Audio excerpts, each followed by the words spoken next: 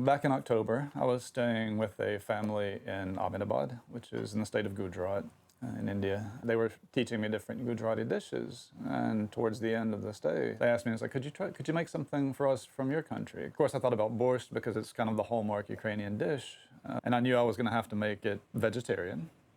Because Gujarat is a very vegetarian state, and the family I was staying with was vegetarian. But so I had a recipe that used mushrooms, and I was like, okay, we can do this.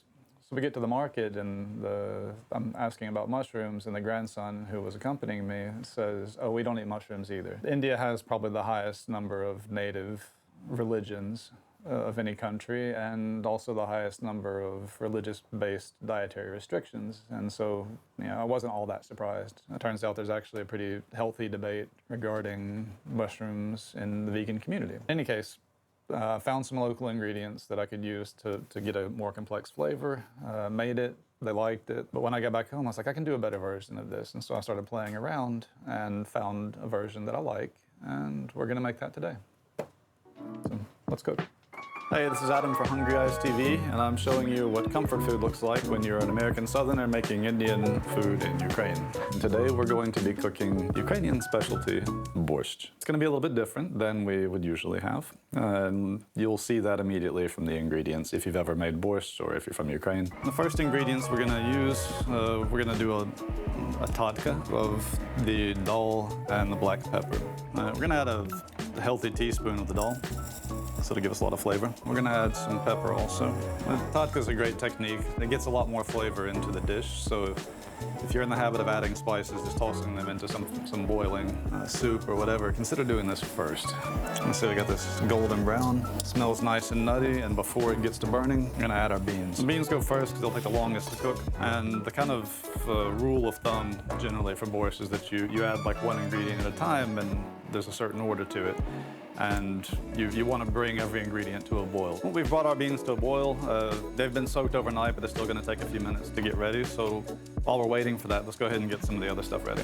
Use this pan so you can get a nice view. We're going to start with the beet and carrot. What we're going to do is we're going to fry it. We want to get the moisture out of it. The end thing that we want to get is to have the rawness of the beet and the carrot out. You'll be able to tell by the smell. And this is where you usually add some moisture and let it kind of stew.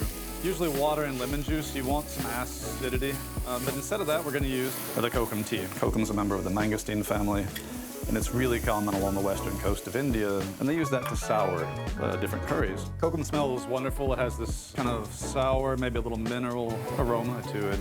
Our beans at this point are fork tender, but not fully cooked, and we don't want them to be fully cooked. This is where we add the potatoes. And again, what we want to do is bring now the second vegetable to a boil. And while we're doing this, we can actually go ahead and add the okra, because it's dried okra and it'll take a little longer to cook. Use as much as you like. When you have borscht and you're using, say, pork ribs, you don't just get umami from the meat. The bones are going to boil out. You're going to get all this collagen and things like that that'll give you like this mouthfeel. It'll have like this really thick sort of texture, and we're not going to get that because we don't have any bones. But okra will add that.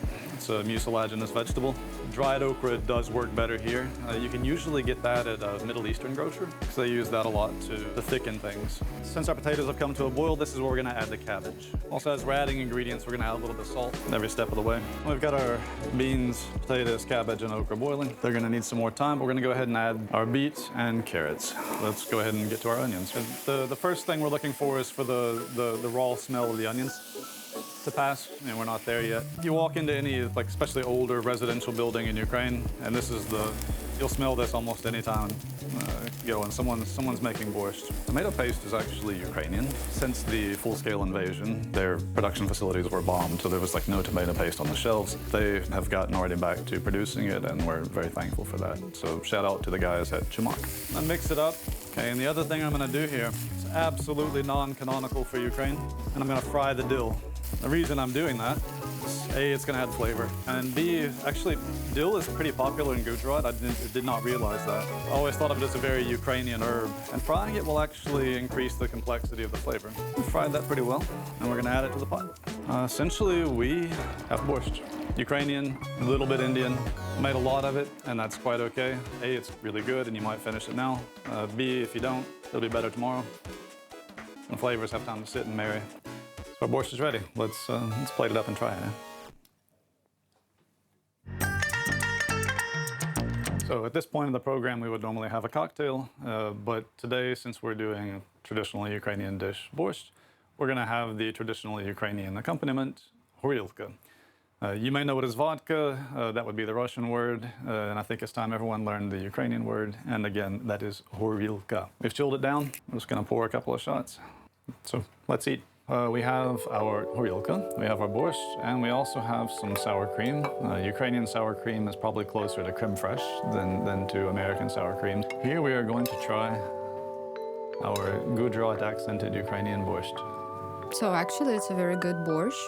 I like the texture of it. I like the texture that okra gives to this borscht. And also okra reminds the texture of mushrooms. I like the idea with dill. That you fried it together with, and the flavor is very rich and hearty. It's a good borscht. Now, if you wanted to keep this vegan, you could use coconut yogurt, for example. Really, it differs from region to region, from village to village, or even from family to family. So there's actually just so many possible variations that one more can't hurt.